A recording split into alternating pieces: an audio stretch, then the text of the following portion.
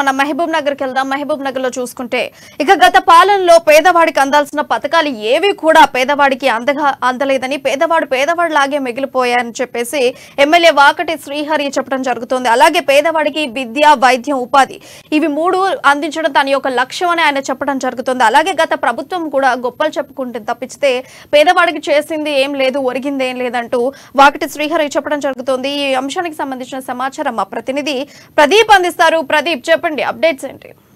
Congress party ప్రభుత్వం ఏర్పాటు చేసి నెల రోజులైన సందర్భంగా ఇప్పటికే ఉమ్మడి పాలమూరు జిల్లాకు చెందిన ఎమ్మెల్యేలు క్షేత్రస్థాయిలో పర్యటిస్తున్నటువంటి నేపథ్యం ఉంది. అయితే నిత్యం ప్రజలతో ఉంటూ వారి సమస్యలు తెలుసుకుంటూ ఏదైతే కాంగ్రెస్ పార్టీ ఎన్నికల్లో ఇచ్చిన హామీలను నెరవేరుస్తూ ముందుకు సాగుతున్నారని చెప్పొచ్చు. ఇప్పుడు మనతో పాటు మనం మక్తల్ నియోజకవర్గంలో ఉన్నాం.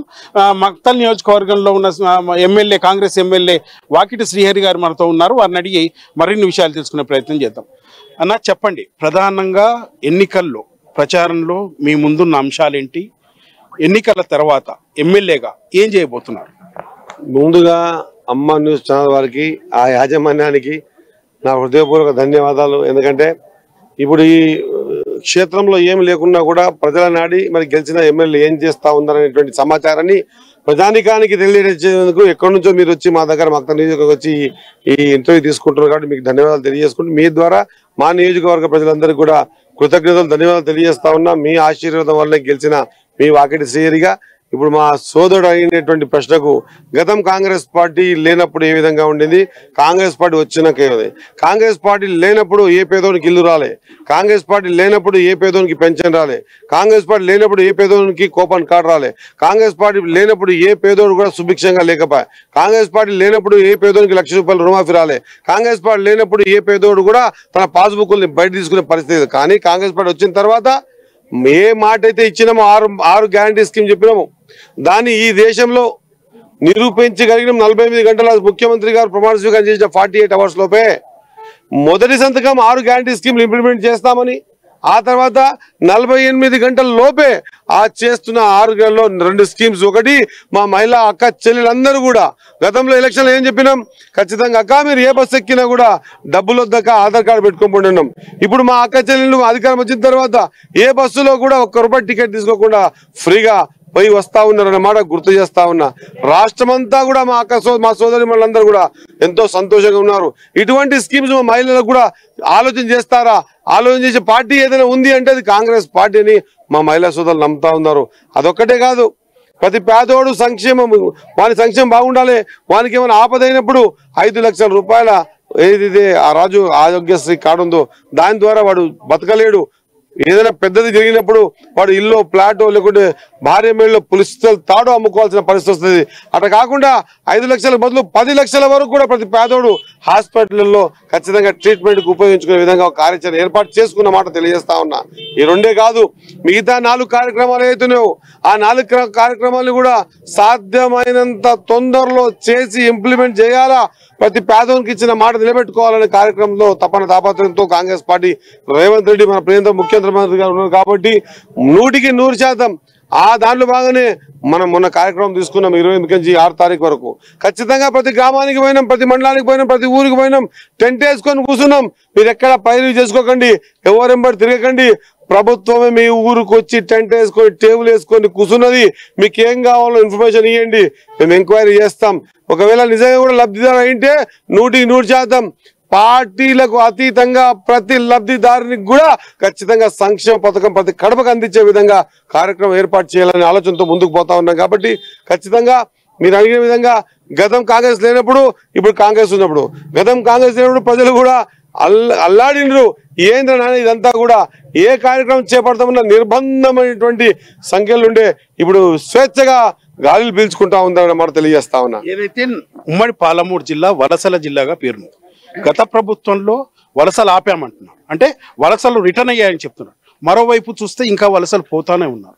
అంటే దానికి సంబంధించి నారాయణపేట జిల్లాలో మక్తల్ నియోజకవర్గం కర్ణాటకకు దగ్గరలో ఉంటుంది. అయితే ఇక్కడి నుంచి కూడా వలసలు బొంబాయి పోతున్నారు. ఆ వలసలను ఎట్లా నివారిస్తారు, వాళ్ళకి ఉపాధి ఏ విధంగా కల్పించబోతున్నారు? నిజం చెప్పాలంటే వలసల జిల్లాగా పేరు వచ్చి తెలంగాణ వచ్చిన తర్వాత వలసలు ఆగిపోతాయి.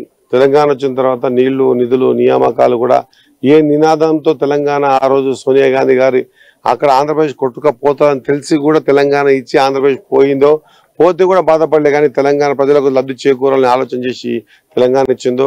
దురదృష్టం కాంగ్రెస్ పార్టీకి ఉన్నటువంటి తప్పే చెడ్డ అలవాటు ఏంటంటే ఏదైతే చేస్తుందో చెప్పుకోదు, కానీ మేమే తెలంగాణ తెచ్చినామనేటువంటి మార్క్ ఏర్పాటు చేసుకొని 2 సార్లు రాజ్యాధికారం చేత పెడితే కూడా ఎక్కడ కూడా మా మక్తల్కించి బొంబాయి పోయి బస్సు ఆగకపోయా, నాన్పేటకించి బొంబాయి పోయి బస్సు ఆగకపోయా.